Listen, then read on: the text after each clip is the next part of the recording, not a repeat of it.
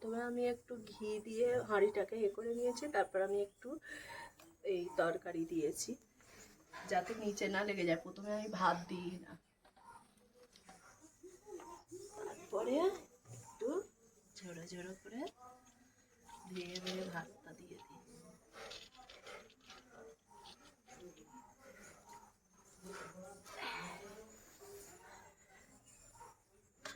এটা কি তৈরি?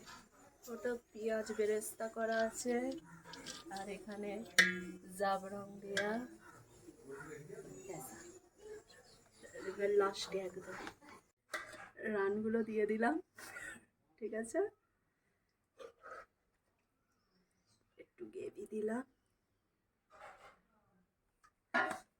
আবার ভাত দিচ্ছি।